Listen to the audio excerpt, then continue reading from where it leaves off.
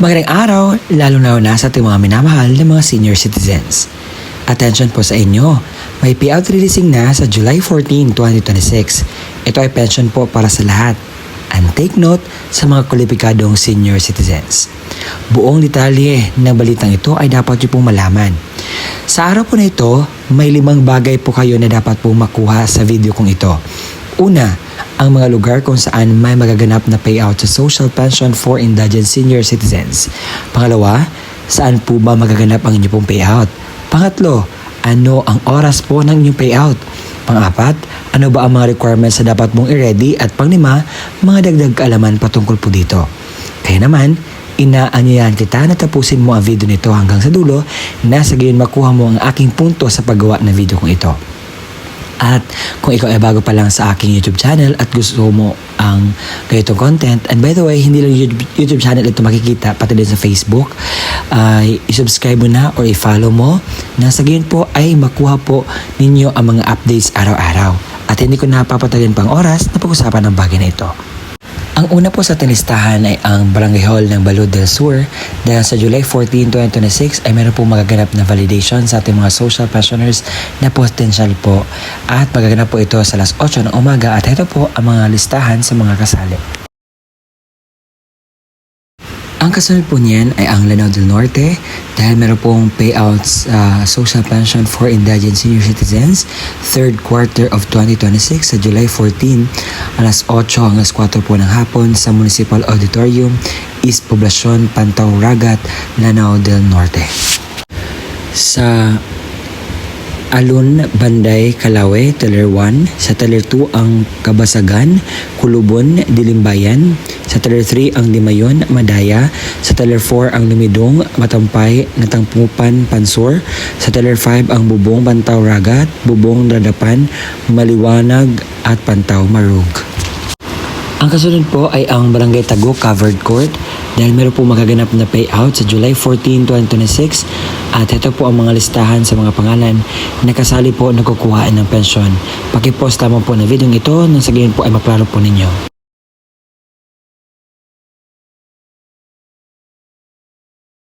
Sa Paranaque ay meron pong magaganap na payout sa mga unclaimed po sa July 14, 2026 mula noong April to June 2026 na mga payout na hindi pa po nakukuha.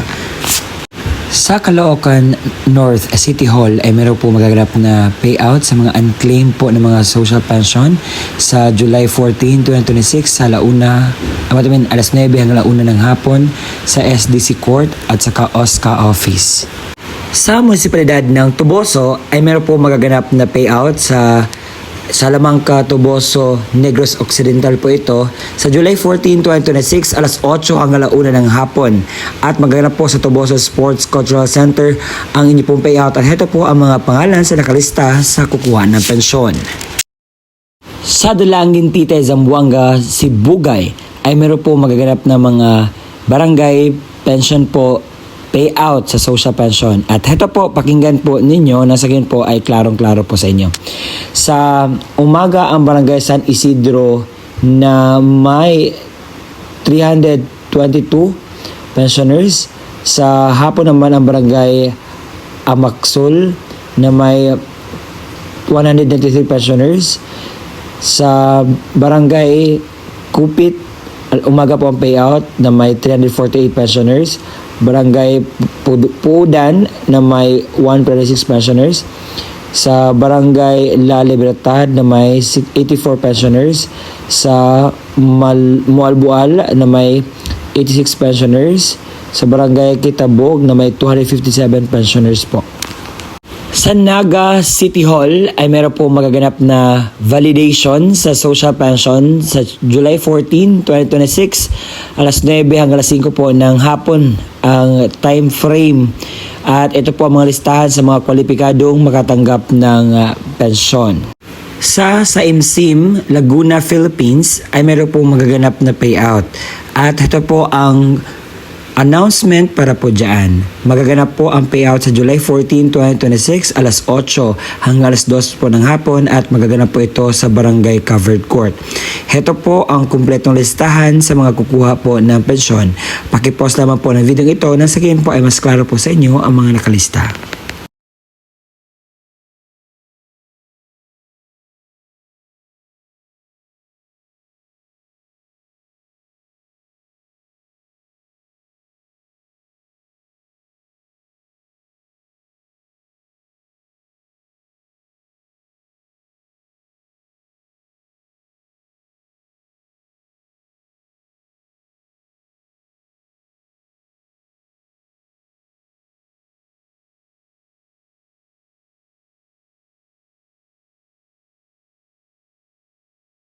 Sa Maguindanao del Norte, sa Cotabato City, sa July 14, 2026, ito po ang mga barangay na magpipayout.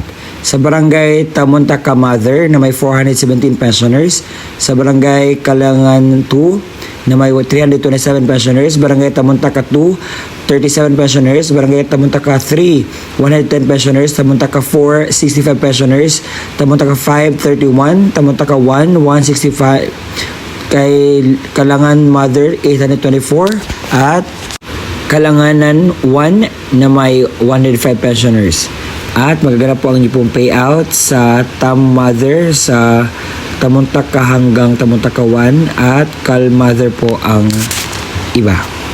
Sa Toledo City ay meron pong payout sa newly members po sa July 14, 2026. Sa Barangay Novalias, Tanhay City ay meron pong magaganap na validation sa mga potential na magiging senior citizen social pensioners. Ito po ang announcement. Sa July 14 po ito, alas 8 hanggang alas 12 na tanghali sa Barangay 3 Covered Court. At ito po ang mga listahan sa mga potential na maging social pensioner.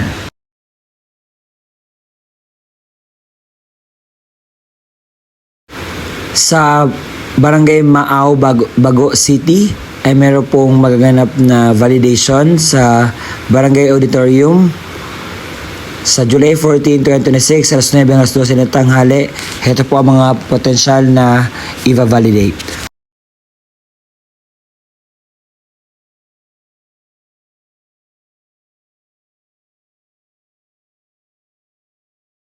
Sa Bagong Barandal 04 ay meron pong magaganap na payout sa July 14, 2026 sa Nayon Covered Court. Sa oras po alas 8 hanggang alas 11, alas 12 hanggang alas 2. Ito po ang mga pangalan sa nakalista po na kukuha ng pensyon.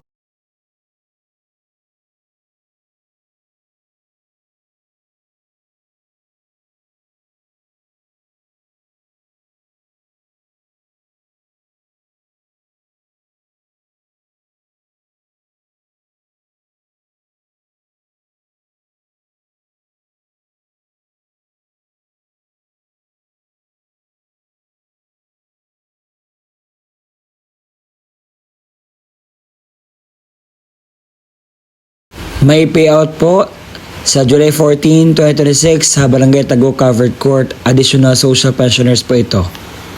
Hindi lang pala Barangay Tagok ang magbe-payout. Ito pa, Barangay Kamansi na may 88 pensioners, Barangay Binukuil na may 53 pensioners, Barangay Daan Banwa 42 pensioners, Barangay 127 29 pensioners, Barangay Linaw 5 pensioners, Barangay Talubangi 7 pensioners, Barangay Kamugao 6 pensioners, alas 9 ng umaga sa Evacom.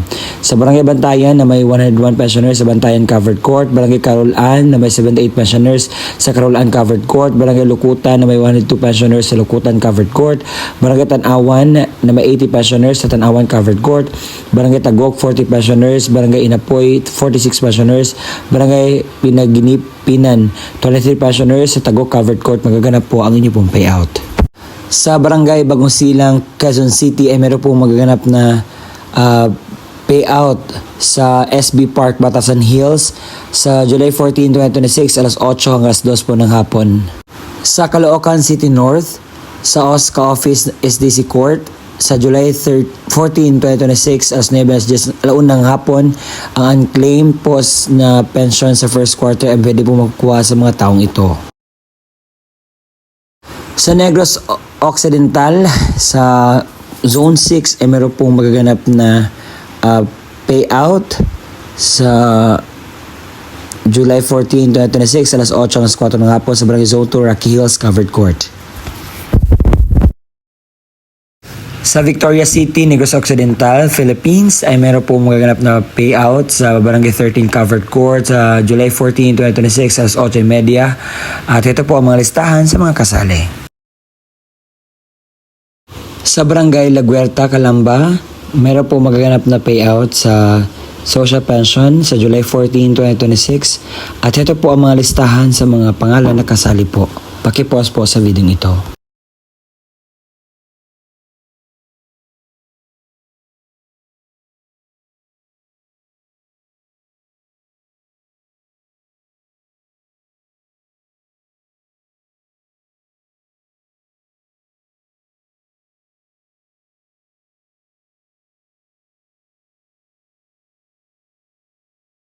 Sa munisipalidad ng Tuboso sa Negros Occidental ay meron po maganap ng payout sa Magtikol, Tuboso, Negros Occidental sa July 14, 2026 sa alas 8 ng hapon.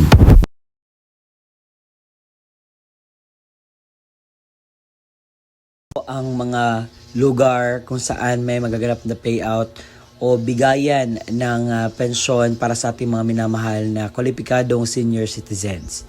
Sa mga nagtatanong, sir, totoo ba itong sinasabi mo? Hindi ba ito fake news?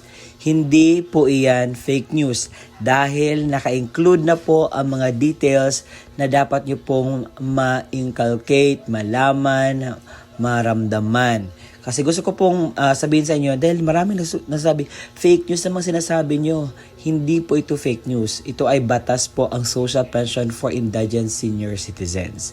At kung hindi ko man nakita ang inyong mga lugar, you can just go to the near barangay sa inyo at alamin kung meron na bang update sa inyong Social Pension for Indigent Senior Citizens. Kung kasali ka pa ba, meron bang update o ano ba ang gusto mong malaman na increase patungkol po sa inyo pong magaganap na pensyon.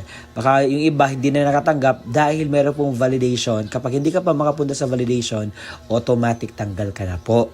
And sir, ano ba yung mga requirements nito para baka payout kami? So ito po ang kumpletong requirements na dapat mong i-ready.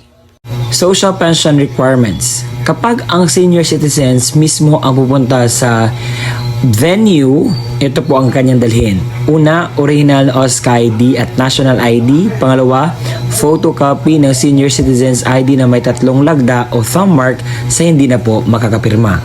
Kung ang representative ng senior citizens naman ang kukuha, ito po ang dapat niyang dalhin. Una, original at photocopy ng ID ng senior citizens ID na may 3 lagda o thumb mark sa hindi na po makakapirma.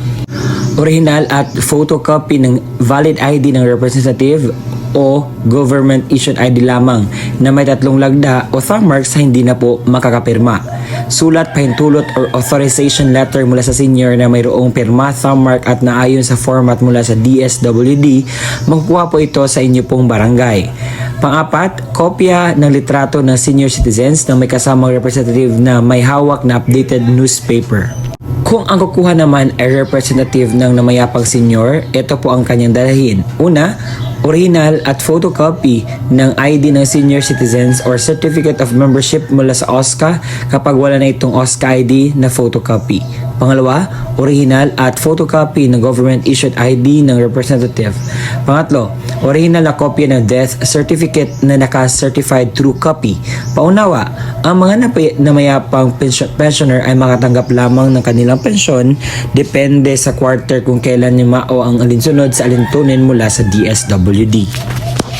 At yun po ang kumpletong detalye sa inyo pong makukuhang pensyon sa araw po na aking sinasabi. Salamat po sa pakikinig hanggang sa susunod na aking upload. Bye-bye.